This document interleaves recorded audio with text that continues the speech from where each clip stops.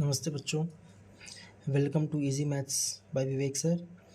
चलिए बच्चों, linear equation की सीरीज़ में आज कुछ और इम्पोर्टेंट क्वेश्चंस करते हैं। तो देखिए बच्चों, पहला सवाल 21st question. A person rowing at the rate of 5 kilometre per hour in still water takes thrice as much time in going 40 kilometres upstream as in going 40 kilometre downstream. Find the speed of stream. इस question में बच्चों एक person है, वो 5 kilometre per hour in still water row कर सकता है। इसका मतलब यहाँ पे बच्चों क्या दे रखा है आपको? Speed of boat in still water. Second case में takes thrice as much time in going 40 kilometre upstream as in going 40 kilometre downstream. ये जो आदमी है वो 3 गुना ज़्यादा समय लेता है 40 किलोमीटर अपस्ट्रीम जाने में in comparison to 40 kilometre downstream जाने में। तो बच्चों यहाँ पे आपको स्पीड ऑफ स्ट्रीम फाइंड करनी है। तो बच्चों लेट कर लेंगे, let the speed of stream be x kilometre per hour. आपको गिवन है speed of boat in still water is 5 kilometre per hour. अब बच्चों यहाँ से speed of boat in downstream निकाल लेंगे। डाउन स्ट्रीम वो सिचुएशन होती है जब आपकी बोट और जो स्ट्रीम का बहाव होता है या पानी का बहाव होता है दोनों एक ही दिशा में होते हैं। तो डाउन स्ट्रीम के केस में आप बोट की स्पीड को ऐड कर देते हैं स्ट्रीम की स्पीड में, तो आपकी डाउन स्ट्रीम की स्पीड आ जाती है। उसी तरीके से speed of boat in upstream निकालेंगे। तो अपस्ट्रीम में आपकी जो बोट है वो रो करती है डायरेक्शन ऑफ स्ट्रीम के अपोजिट में। अगर आपकी बोट इधर रो कर रही होगी तो स्ट्रीम आपकी इस डायरेक्शन में, मतलब पानी का जो बहाव है वो अपोजिट में होगा। तो यहाँ पे आप अपस्ट्रीम की स्पीड निकालने के लिए बोट में स्ट्रीम की स्पीड को घटा देते हैं। अब क्वेश्चन के अकॉर्डिंग दे रखा है कि बोट को 3 गुना ज़्यादा समय लगता है अपस्ट्रीम जाने में in comparison to downstream जाने में। तो time upstream is equal to thrice time downstream. Time होता है बच्चों डिस्टेंस अपॉन स्पीड। तो डिस्टेंस आपको 40 किलोमीटर अपस्ट्रीम में दे रखी है, तो 40 upon 5 minus x is equal to 3 times 40 into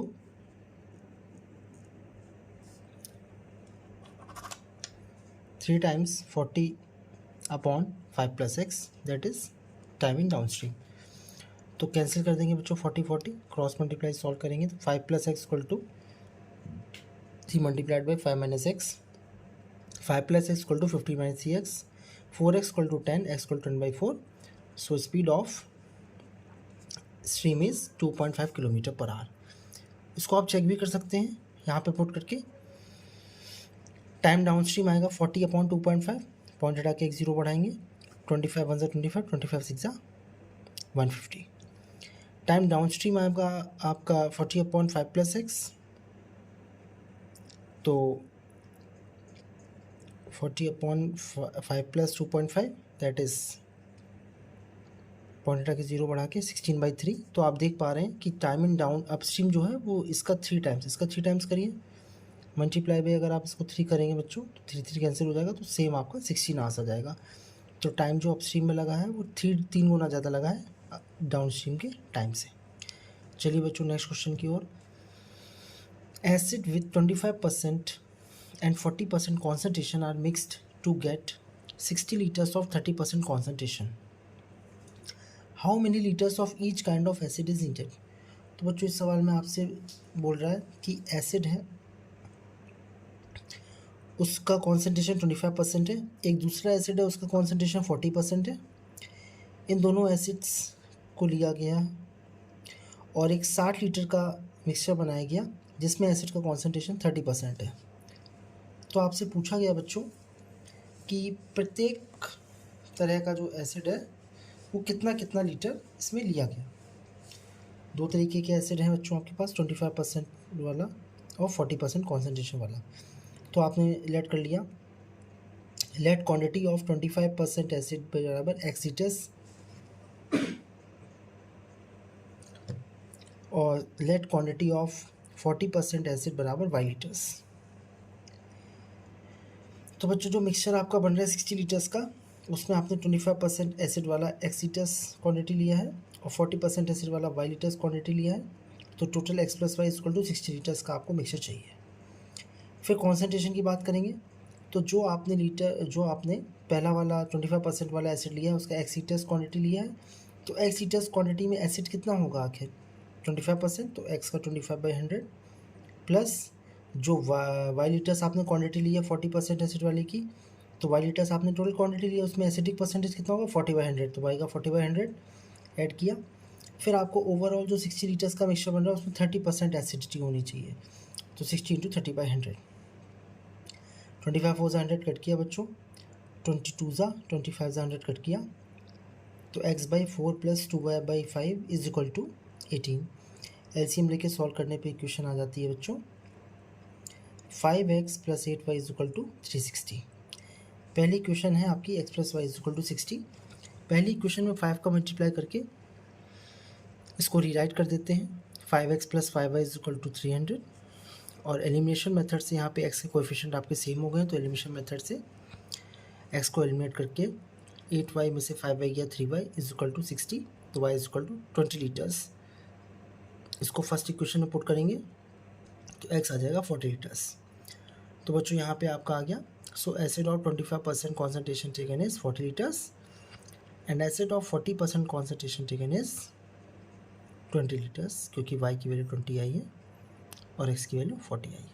ठीक है बच्चों, चलिए नेक्स्ट क्वेश्चन की ओर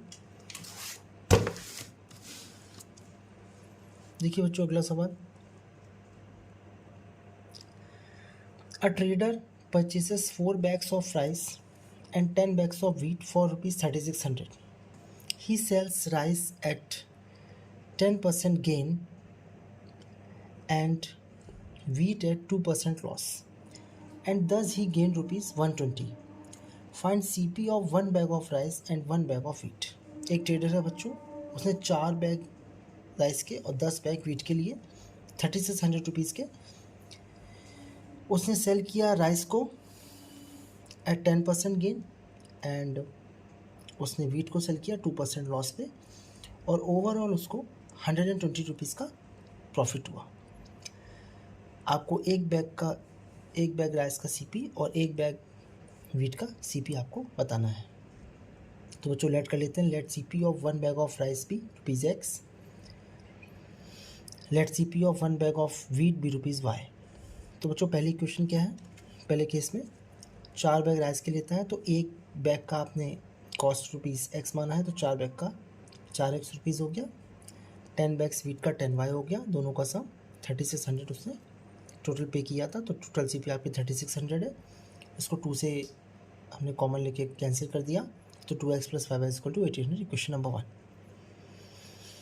जो सेकंड केस में बोल रहा है कि राइस पे 10% का गेन है, तो आपको पता है कि गेन और लॉस हमेशा सीपी पे होता है, तो आपने सीपी x मानी है, तो एक्चुअल में क्वांटिटी उसने जो अमाउंट पे किया है, क्योंकि आपने एक बैग का x माना है तो 4 बैग का 4x, ये जो अमाउंट पे किया है 4x आपका जो सीपी है, इस सीपी का 10% उसको प्रॉफिट हुआ है। और जो आपका सेकंड केस में व्हीट है, वो एक बैग का ₹y है, तो 10 बैग्स का 10y हो गया, और 10y पे उसको 2% का लॉस हुआ है, लेकिन ओवरऑल उसको गेन हुआ है 120 का। तो जब ओवरऑल उसको 120 का गेन हुआ है, तो जब गेन हो रहा है तो उसका मतलब ये है कि ये जो गेन की वैल्यू है या गेन का जो अमाउंट है वो ज़्यादा है और लॉस का अमाउंट कम है, इसीलिए उसके पास गेन ज़्यादा हो रहा है, लॉस कम हो रहा है, इसीलिए माइनस करने से ओवरऑल उसको गेन होना चाहिए। तो क्वेश्चन के अकॉर्डिंग उसको गेन हो रहा है। ये माइनस क्यों लगा, क्योंकि ये लॉस है और ये प्रॉफिट है, और ओवरऑल उसको प्रॉफिट भी हो रहा है, तो इसीलिए आप गेन में लॉस को माइनस करेंगे तो ओवरऑल उसका गेन निकल आएगा। इसको सॉल्व करेंगे बच्चों, तो 2x/5 - y/5 is equal to 120, LCM लेंगे 2x - y is equal to 600, और पहली इक्वेशन जो आपकी आई थी 2x + 5y is equal to 1800।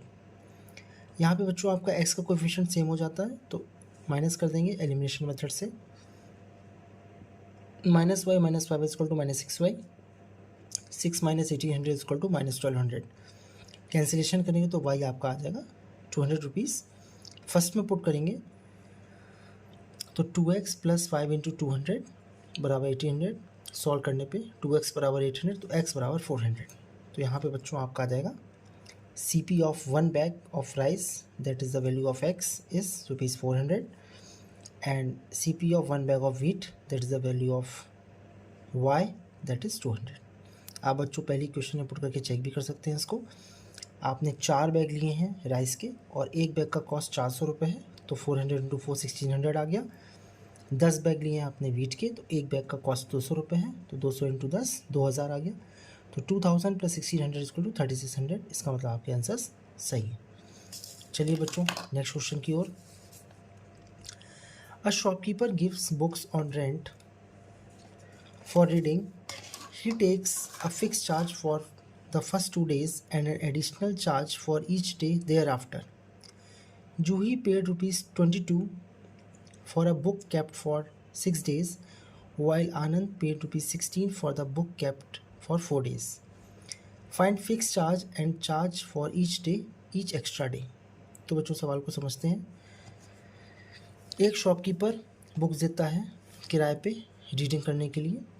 वो लेता है fix charge for the first 2 days, पहले दो दिन का उसका एक फिक्स अमाउंट का चार्ज है, and an additional charge for each day there after.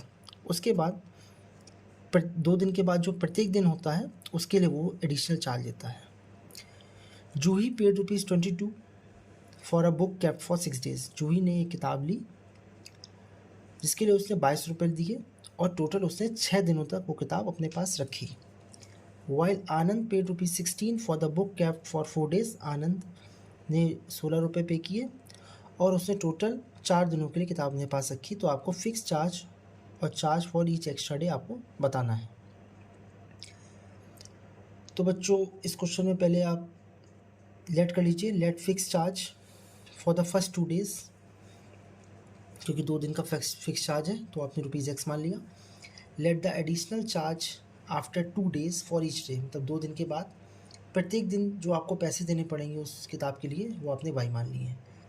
तो पहले केस में जूही ने 22 रुपये दिए 6 दिन के लिए, तो 6 दिन में बच्चों 2 दिन का तो फिक्स चार्ज लगेगा, तो ये 2 दिन का फिक्स चार्ज ₹100 है। 2 दिन का फिक्स चार्ज लगने के बाद 4 दिन का उसको एडिशनल चार्ज देना पड़ेगा और प्रत्येक दिन उसने y रुपये देने हैं, क्योंकि आपने 2 दिन के बाद जो प्रत्येक दिन पैसा दिया जाता है उसको आपने y माना है। तो ये 2 दिन का फिक्स चार्ज और 4 दिन का प्रत्येक दिन का ₹y, तो ₹4 ऐड करके टोटल अमाउंट उसने 22 रुपये पे किया। ऐसे बच्चों सेकंड केस में आनंद के लिए उसने 16 रुपये दिए हैं, 4 दिन किताब रखी है, तो उसने ₹x फिक्स चार्ज पहले 2 दिन का हो गया। बाकी जो 2 दिन बचे हैं उसके लिए 2y अमाउंट दिया उसने और बराबर 16। पहले इक्वेशन को एज इट इज़ नीचे कॉपी करेंगे और एलिमिनेशन कर देंगे। एलिमिनेशन यहाँ पे x वेरिएबल का हो जाएगा माइनस करने से, और plus 2y minus 4y equal to minus 2y equal to -6। तो y आपका आ गया बच्चों कितना, y इक्वल टू आ गया ₹3। y आपका ₹3 आ चुका है और y को पहली इक्वेशन में बच्चों पुट कर देंगे। तो बच्चों आपके पास x कितना आ जाएगा, ₹10। 4 3 से 12, 22 माइनस 12 इक्वल टू 10। तो बच्चों यहाँ से आपका निकल के आता है, so fix charge for first 2 days is ₹10 and additional charge for each extra day after 2 days is ₹3। आप चेक भी कर सकते हैं बच्चों इसमें पहले पुट करके, पहले 2 दिन का बच्चों कितना रुपीज़ दे रहा है, 10 रुपये, और एडिशनल चार्ज उसने प्रत्येक दिन के 3 रुपये लिए हैं और 4 दिन के 12 रुपये हो गए, तो 10 + 12 इक्वल 22। इसका मतलब आपका आंसर बिल्कुल करेक्ट है। चलिए बच्चों नेक्स्ट क्वेश्चन की ओर।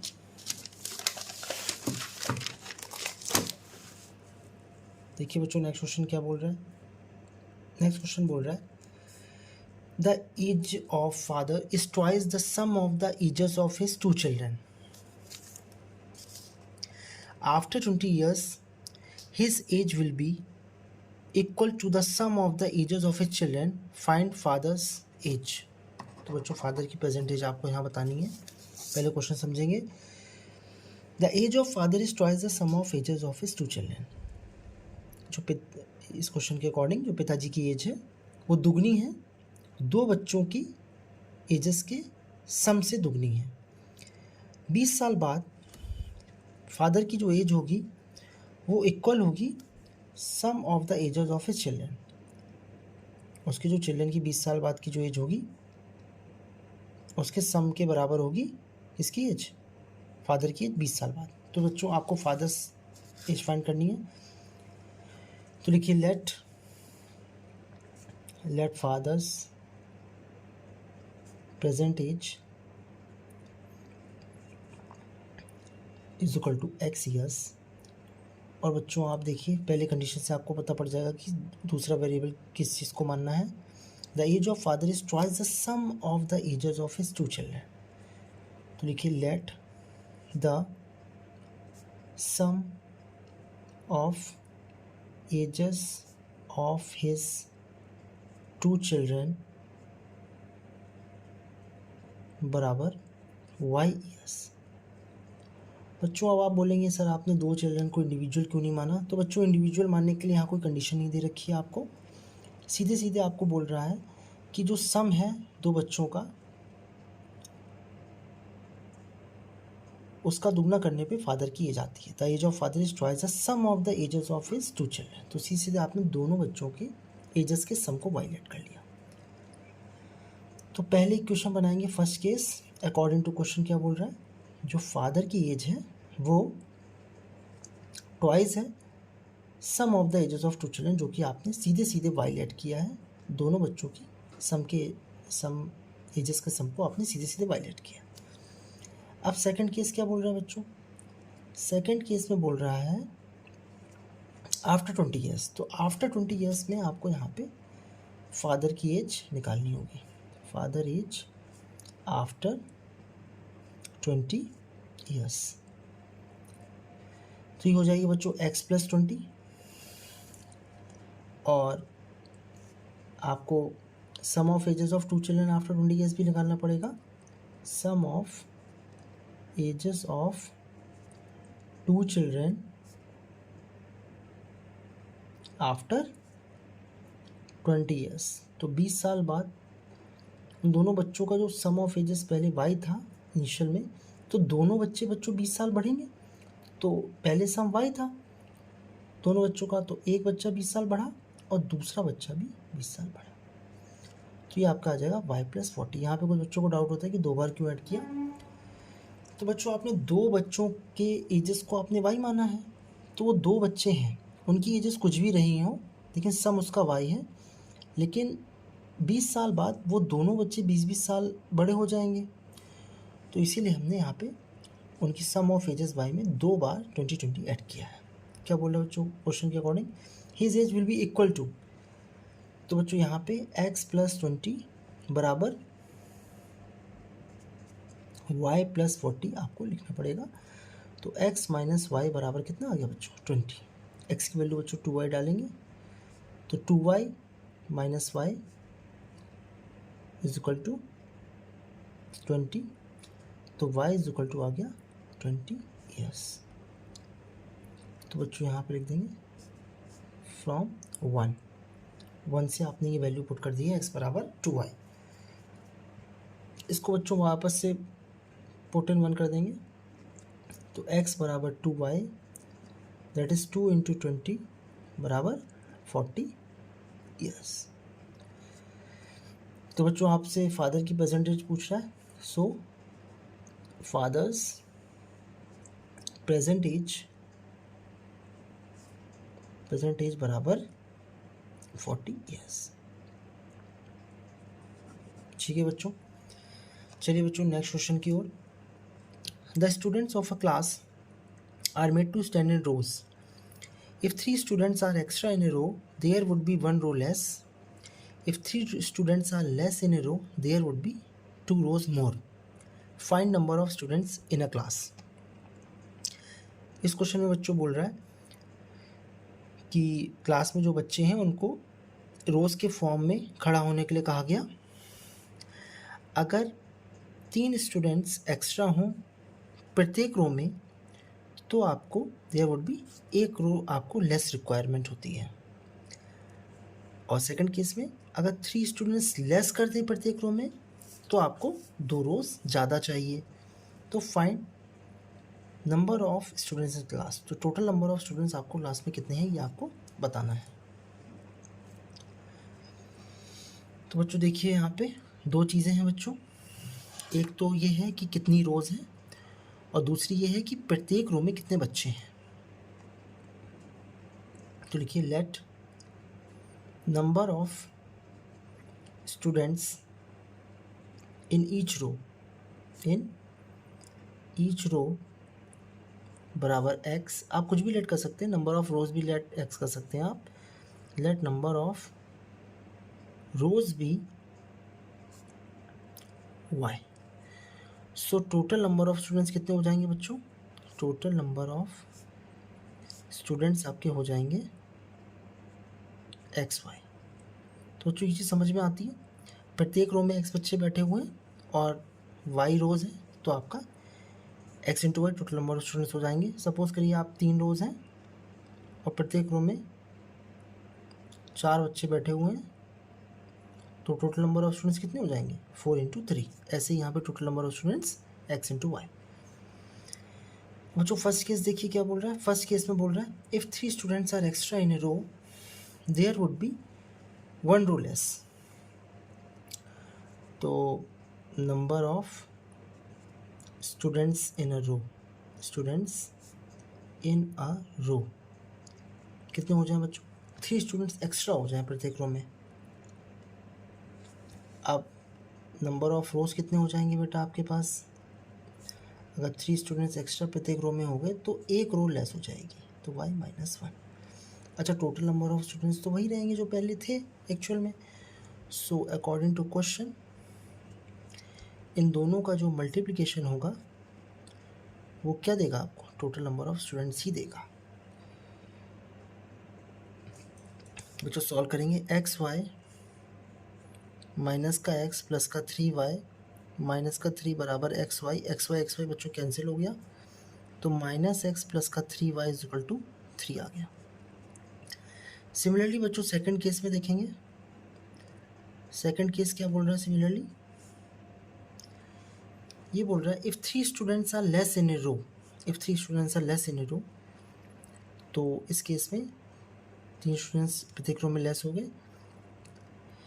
देयर वुड बी 2 रोज मोर, तो 2 रोज एक्स्ट्रा रिक्वायरमेंट होगी आपकी और टोटल नंबर ऑफ स्टूडेंट्स आपके वही रहेंगे जो पहले थे।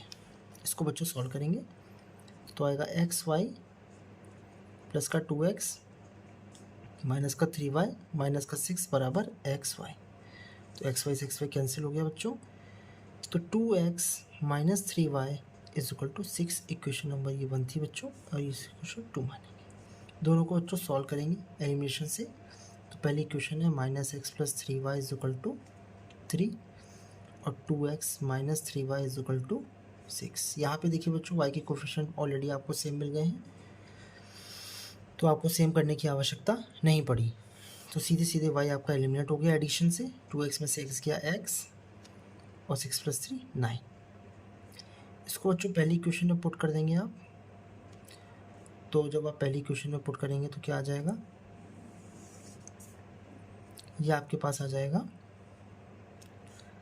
माइनस का 9 प्लस का 3y इज इक्वल टू 3, तो 3y इज इक्वल टू 12, तो y इज इक्वल टू आ गया बच्चों 4। अब आपसे पूछा क्या गया था? Total number of students in class. तो बच्चों सो total number of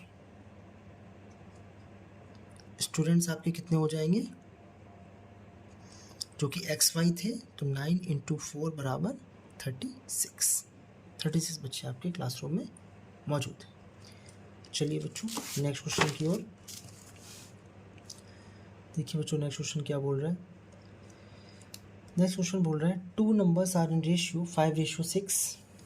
if 8 is subtracted from each of the numbers the ratio becomes 4/5। Find the numbers. तो यहाँ पे बच्चों आपको 2 नंबर्स का रेशियो दे रखा है 5:6। कंडीशन दे रखी है कि प्रत्येक नंबर्स में से अगर 8 घटा दें तो नया रेशियो 4:5 हो जाता है। तो आपको वो नंबर्स बताने हैं। तो देखिए let the 2 numbers B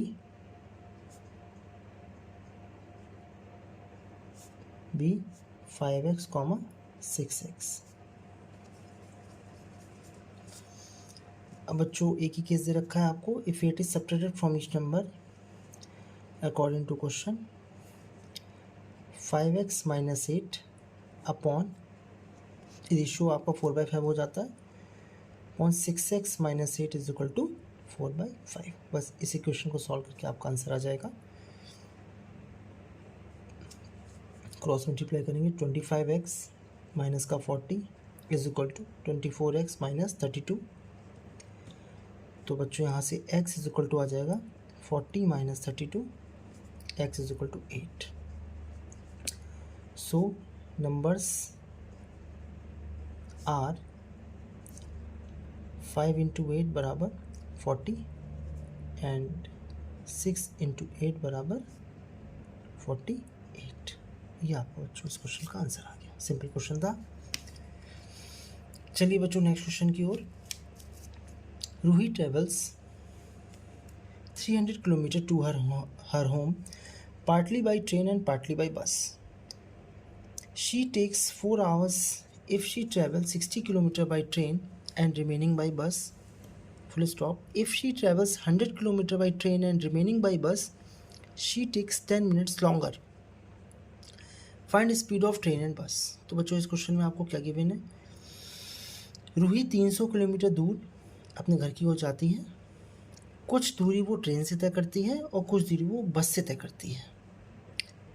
Ruhi को 4 घंटे लगते हैं अगर वो 60 किलोमीटर ट्रेन से ट्रैवल करती है और रिमेनिंग कितना बच रहा बच्चों 240 किलोमीटर बस से ट्रैवल करती है। सेकंड केस में अगर रूही 100 किलोमीटर ट्रेन से ट्रैवल करती है और रिमेनिंग कितना बचा बच्चों 200 किलोमीटर बस से ट्रैवल करती है, तो उसके पिछले वाले जो समय उसको पिछला लगा था 4 घंटे, उससे 10 मिनट ज़्यादा लगते हैं, मतलब 4 घंटे 10 मिनट लगते हैं। तो बच्चों यहाँ पे आपको स्पीड ऑफ ट्रेन एंड बस आपको अलग अलग बतानी है। तो बच्चों लेट कर लीजिए, late the speed of train बराबर x kilometre per our, let speed of बस बराबर y किलोमीटर पर आवर। बच्चों पहले केस देखते हैं। उसको टोटल टाइम 4 घंटे लग रहा है। कब लग रहा है? जब वो 60 किलोमीटर ट्रेन से चलती है और रिमेनिंग बस से चलती है। तो लिखिए बच्चों first case according to question क्या बोल रहे हैं, time taken by train plus time taken by bus, total time 4 hours. अब आपको बच्चों को पता है कि टाइम इज इक्वल टू क्या होता है, डिस्टेंस अपॉन स्पीड। तो बच्चों यहाँ पे ट्रेन की जो डिस्टेंस ट्रेवल की गई है वो कितनी है 60 किलोमीटर। तो 60 upon x plus time taken by bus आपका कितना है बच्चों, तो distance taken by bus is 240 upon y is equal to 4 common ले लीजिए बच्चों ओवरऑल, तो यह आ जाएगा 15 अपॉन एक्स, 4 कॉमन ले लिया है, प्लस का 60 upon y is equal to 1। Equation number 1 आ गया बच्चों। ठीक है, ऐसे ही बच्चों सेकंड केस देखिए। Second case according to question, time यहाँ पे बच्चों दोनों के द्वारा टाइम लिखना पड़ेगा आपको, time taken by train plus time taken by बस, और यहाँ पे जो टाइम लग रहा है वो 4 घंटा 10 मिनट लग रहा है। तो 10 मिनट को बच्चों आप आवर में बदल लीजिए, तो ये हो जाएगा 10/60 इज इक्वल टू 1/6 आवर, तो 4 1/6 आवर्स आएगा यहाँ पे। ठीक है, यहाँ 4 आवर्स था। तो सेकंड केस में बच्चों वो ट्रेवल करती है 100 किलोमीटर ट्रेन से, तो time is equal to distance upon speed, plus bus से वो ट्रेवल करती है 200 किलोमीटर, 200 अपॉन वाई, ये टाइम है बस के द्वारा लिया गया, इज इक्वल टू 6 4 24 125/6। ठीक है आवर्स। अब बच्चों आप एलिमिनेशन मेथड लगाने के लिए आपको 1/x या 1/y के कोएफिशिएंट्स को सेम करना पड़ेगा।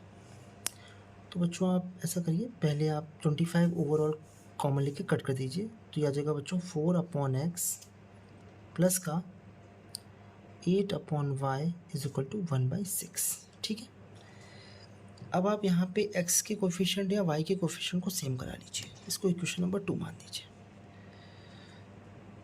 तो जो x के कोफिशिएंट को सेम कराने के लिए आपको पहले इक्वेशन में 4 का और दूसरी इक्वेशन में 15 का मल्टीप्लाई करना पड़ेगा। तो बच्चों करते हैं, पहली इक्वेशन में मल्टीप्लाई करना पड़ेगा आपको 4 का। तो पहली इक्वेशन इम्प्लाई करेगी 60/x प्लस का 240/y इज इक्वल टू 4 का मल्टीप्लाई किया बच्चों। और सेकंड इक्वेशन में आपको 15 का मल्टीप्लाई करना पड़ेगा। तो हो जाएगी 60/x प्लस का 120/y इज इक्वल टू 15/6। ठीक है बच्चों। अब यहाँ से आपका जो वेरिएबल है x वो एलिमिनेट हो जाएगा, माइनस करेंगे। तो अब माइनस करेंगे 240 में से 120 किया, डिनोमिनेटर सेम है, तो 120/y is equal to 4 minus, इसको यहीं पे सॉल्व कर लेंगे थोड़ा सा, 3 5 ज़ा 3 2 ज़ा, तो ये आपका आ गया 4 माइनस 5/2। तो 120/y is equal to 8 minus 5/2 3/2। तो कैंसिल करेंगे तो 40। तो यहाँ से आ जाएगा 80 kilometre per hour is equal to y बच्चों आपका 80 किलोमीटर पर आवर आ गया। इसको बच्चों आप सेकंड इक्वेशन में पुट करेंगे तो आसानी से सॉल्व हो जाएगा। पुट इन सेकंड इक्वेशन 2, तो यह आ जाएगा 4/x प्लस का 8/80 इज इक्वल टू 1/6। तो ये कैंसिल करेंगे तो 1/10। तो 4/x is equal to 1/6 minus 1/10 implies 4/x is equal to, LCM ले लीजिए बच्चों 30, तो 5 माइनस 3। ठीक है, 30 एलसीएम लिया तो 6 इंटू 5 और 10 इंटू 3। तो यहाँ से आ गया बच्चों 4/x is equal to 2/30, cancel करेंगे तो 60 किलोमीटर पर आवर आपका आ गया x।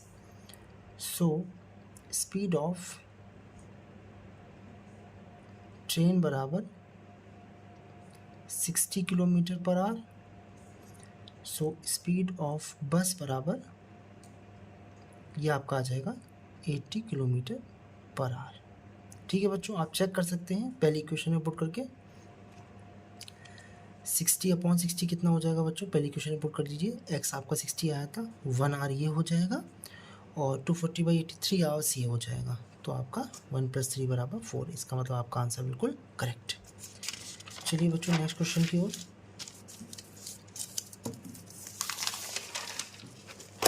देखिए बच्चों अगला सवाल क्या बोल रहा है। नेक्स्ट क्वेश्चन बोल रहा है, a shopkeeper sells a sari at 8% profit and a sweater at 10% discount, thereby getting a sum of rupees 1008. If she had sold the sari at 10% profit and the sweater at 8% discount, she would have got 1028 rupees. Find CP of sari and mark price of sweater. चलिए बच्चों question को समझते हैं। एक shopkeeper है, वो बेचता है साड़ी को 8% प्रॉफिट पे और स्वेटर को 10% डिस्काउंट पे, और ओवरऑल उसको 1008 रुपये प्राप्त होते हैं। सेकंड केस में अगर वो साड़ी को 10% प्रॉफिट पे बेचता और स्वेटर को 8% डिस्काउंट पे बेचता तो उसको ओवरऑल 1028 रुपीज़ प्राप्त होते। फाइंड CP ऑफ साड़ी, तो यहाँ पे आपको कॉस्ट प्राइस ऑफ साड़ी और मार्क प्राइस ऑफ स्वेटर आपको निकालना है। तो लिखिए बच्चों, let cost price of sari be ₹X, let mark price of sweater be ₹Y। ठीक है बच्चों, अब पहला केस लगाइए बच्चों। फर्स्ट केस में क्या बोल रहा है आपसे, a shopkeeper sells a sari at 8% profit. तो SP ऑफ साड़ी कितना दे रहा है, 8% प्रॉफिट। तो एक्स आपने जितने में खरीदी थी साड़ी CP में, एक्स का ही 8% आपको लाभ मिल रहा है, क्योंकि हमेशा लाभ जो होता है वो CP पे ही प्राप्त होता है। ठीक है, इसको अगर आप सॉल्व करेंगे तो 108x अपॉन 100 आ जाएगा। ऐसे ही बच्चों आप मार्क प्राइस स्वेटर का वाई है, इसमें आप डिस्काउंट देंगे 10% का। तो मार्क प्राइस पे जब आप डिस्काउंट देते हैं तभी भी आप चीज़ को बेचते हैं। तो SP ऑफ स्वेटर ये हो जाएगा बच्चों, Y डिस्काउंट दे रहे हैं, मार्क प्राइस का ही कितना परसेंट, 10%। तो जब इसको सॉल्व करेंगे तो 90y/100 ये आपकी सेलिंग प्राइस आ गई है। तो अकॉर्डिंग टू क्वेश्चन, पहली क्वेश्चन क्या बनेगी, 108x अपॉन 100 जो कि सेलिंग प्राइस ऑफ साड़ी है, प्लस 90y/100 जो कि सेलिंग प्राइस ऑफ स्वेटर है, और बराबर में लिखेंगे आप 1008। ठीक है, एलसीएम ले लीजिए। तो 108x plus 90y is equal to 100800।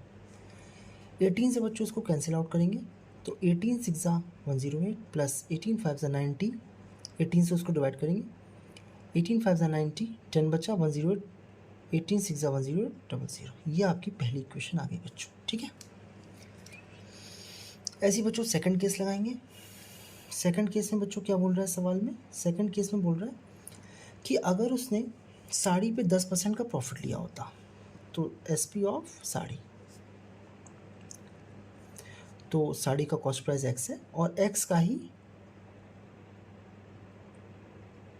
10% उसको लाभ होता, क्योंकि लाभ हमेशा CP पे ही होता है। इसको सॉल्व करेंगे बच्चों एलसीएम लेके, तो ये आ जाएगा 110x अपॉन 100, ये आ गई SP ऑफ साड़ी। अब SP of sweater second case में आप समझिएगा बच्चों, Y उसकी मार्क प्राइस थी और अब इसको 8% डिस्काउंट दिया जा रहा है यहाँ पे, कितना परसेंट, 8%। तो माइनस का Y का 8/100, तो ये आ जाएगा बच्चों, एलसीएम लेके सॉल्व करेंगे तो 100y में से 8y गया तो 92y/100 क्या आ गया बच्चों, SP ऑफ स्वेटर। तो बच्चों टोटल अमाउंट इसने कितना प्राप्त किया दोनों चीज़ों को बेच के, 1028। तो अकॉर्डिंग टू क्वेश्चन दोनों इक्वेशन का जो आपको एडिशन मिलेगा वो कितना मिलेगा, 1028। तो 110x upon 100 plus 92y/100 is equal to 1028। ठीक है, 100 उधर भेज दीजिए, तो 110x plus 92y is equal to 102800। अब बच्चों यहाँ पे आप 2 से कॉमन लेके कैंसिल आउट करिएगा, तो 2 से कॉमन लेंगे तो 55x, 2 से कॉमन लेंगे तो 46y, और 2 से कॉमन लेंगे तो 2 5 से 10, 2 1 से 2, 2 4 से 51400। अब बच्चों यहाँ पे आपको एलिमिनेशन मेथड लगाना है, तो यहाँ पे आपको x के या y के वेरिएबल्स के कोएफिशिएंट को सेम करना होगा। तो बच्चों आप देख पा रहे हैं कि y के कोएफिशिएंट को सरल करना आसान है, क्योंकि पहली इक्वेशन में आप मल्टीप्लाई करेंगे 5 का, ठीक है, सॉरी पहली इक्वेशन में मल्टीप्लाई करेंगे 46 का, और दूसरी इक्वेशन में आप मल्टीप्लाई करेंगे 5 का। चलिए करते हैं। तो बच्चों 46 6 सॉल्व कर लीजिए, 6 से 36, 3 carry 6, 6 4 6 33 carry 6, 24 25 26 27, x plus 46 5 3 carry 0, 230 y is equal to को 56 इंटू 46 करना पड़ेगा। सॉल्व कर लीजिए, 56 इंटू 46, तो 6 से 33 कैरी 6, 6 5 से 30 33, 6 4 24, 2 कैरी 4, 5 4 22। तो ये आ जाएगा बच्चों 257600। ऐसे बच्चों सेकंड वाली इक्वेशन में देखिए, 5 का मल्टीप्लाई करेंगे तो 5 5 24, 2 carry 5, 275x plus second equation में मल्टीप्लाई करेंगे बच्चों किसका 5 का, तो 230y इज इक्वल टू 5 कौन रहेगा 500 500 5 4 से 22 करी 0 5 1 5 6 7 और 5 5 25। ठीक है बच्चों, दोनों इक्वेशंस को आप सब्ट्रैक्ट करेंगे, तो ये कैंसिल हो जाएगा। 276 में 275 गया तो सीधे x इज इक्वल टू 2,57,600 में 2,57,000 माइनस करेंगे तो बच्चों सीधे सीधे देखिए यहाँ से x इज इक्वल टू 600 आपका आंसर आ रहा है। इसको आप करेंगे put in first equation put करेंगे तो बच्चों क्या आ जाएगा 6 इंटू 600 पहले इक्वेशन में पुट किया है plus 5y is equal to 5600 तो 3600 प्लस का 5y इज इक्वल टू 5600 तो 5y इज इक्वल टू कितना आ जाएगा बच्चों 2000 तो y इज इक्वल टू आ गया 400। तो बच्चों यहाँ पे आपके आंसर्स आ चुके हैं। So cost price of sari is rupees 600 and mark price of sweater is rupees 400। आप चेक भी कर सकते हैं बच्चों 3600 प्लस 2000 इज इक्वल टू 5600, आपके दोनों आंसर्स सही। चलिए बच्चों आज का लास्ट सवाल, ये बच्चों इंपॉर्टेंट क्वेश्चन है, चलिए देखते हैं। The area of rectangle gets reduced by 9 square units if its length is reduced by 5 units and breadth is increase by 3 units. Second case में if we increase the length by 3 units and breadth by 2 units the area is increase by 67 square units. Find length and breadth of rectangle. तो बच्चों सवाल को समझते हैं। एक rectangle है, उसका एरिया 9 स्क्वायर यूनिट से कम हो जाता है, कब? जब आप लेंथ को 5 यूनिट से कम कर देते हैं और ब्रेड्थ को 3 यूनिट से बढ़ा देते हैं। सेकंड केस, अगर आप लेंथ को 3 यूनिट से बढ़ा देते हैं और ब्रेड्थ को भी 2 यूनिट से बढ़ा देते हैं तो एरिया जो कि है वो 67 स्क्वायर यूनिट्स बढ़ जाता है। आपको लेंथ और ब्रेड्थ किसकी बतानी है बच्चों? रेक्टेंगल की। तो चलिए लिखते हैं let length of rectangle be x units, let breadth of rectangle be y units. ठीक है बच्चों, अब इनिशियल एरिया क्या होगा आपका? इनिशियली जो एरिया है जब आपने x को लेंथ और y को ब्रेड्थ माना है तो इनिशियली एरिया होता है आपका लेंथ इंटू ब्रेड्थ। ठीक है, अब बच्चों फर्स्ट केस लगाएंगे। देखिए बच्चों क्या बोल रहे हैं, पहले केस में बोल रहे हैं कि एरिया 9 स्क्वायर यूनिट से कम हो जाता है। कब कम हो जाता है? जब आप लेंथ को 5 यूनिट से रिड्यूस कर देते हैं। तो फर्स्ट केस में जो लेंथ हो जाएगी वो कितनी हो जाएगी बच्चों? x माइनस 5 और ब्रेड्थ को इंक्रीज कर देते हैं 3 यूनिट से, तो जो ब्रेड्थ हो जाएगी वो क्या हो जाएगी बच्चों? आपका 3 यूनिट से increase. Now according to question area आपका जो है वो लेंथ इंटू ब्रेड्थ ही होता है और ये भी एरिया है, और जो एक्चुअल में जो एरिया था आपका इनिशियल का वो रिड्यूस हो जाता है 9 स्क्वायर यूनिट से, तो एक्स वाई माइनस का 9। इसको सॉल्व करेंगे बच्चों, x into y x y plus का 3x माइनस का 5y माइनस का 15 is equal to x y minus 9। X y से एक्स वाई कैंसिल हो गया तो 3x minus 5y is equal to plus 15 minus 9, तो 3x minus 5y is equal to 6, equation number 1। ऐसे बच्चों second case में देखिए क्या बोल रहा है आपका सवाल, if we increase length by 3 unit and breadth by 2 unit. तो बच्चों अब आपकी लेंथ कितनी हो जाएगी? आपने बढ़ा दी कितने यूनिट से? Increase length by 2 units and breadth by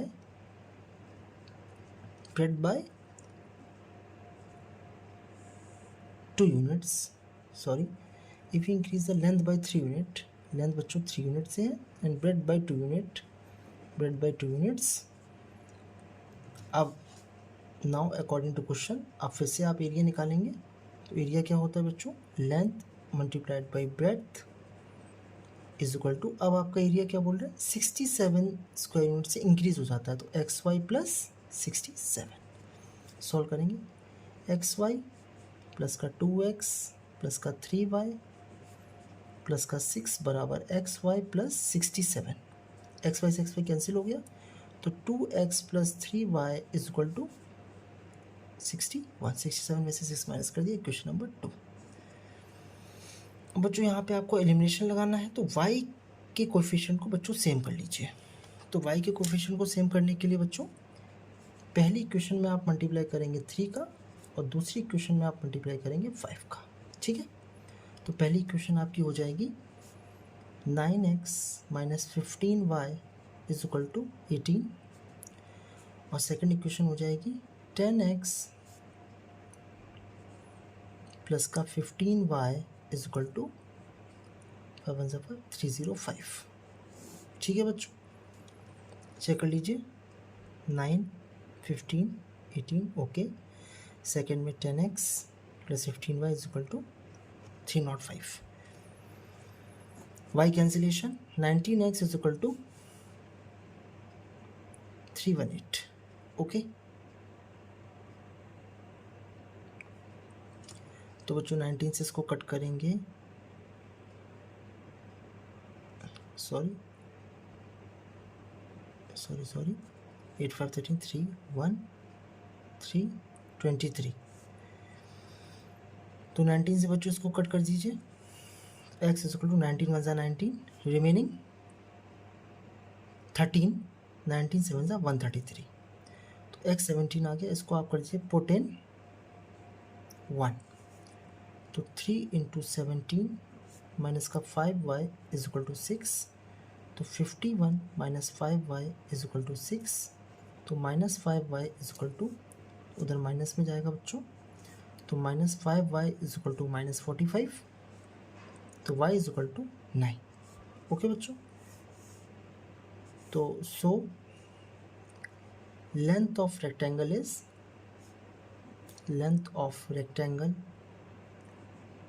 is 17 units. So breadth of rectangle is 9 units. आप बच्चों इस सवाल को चेक भी कर सकते हैं, आप इस फर्स्ट वाली क्वेश्चन में पुट कर दीजिए. तो 17 3 51, 17 3 51 माइनस का 9 5 45, 51 माइनस 45 इक्वल टू 6. आपका आंसर बच्चों बिल्कुल correct. Thanks for watching, thank you so much.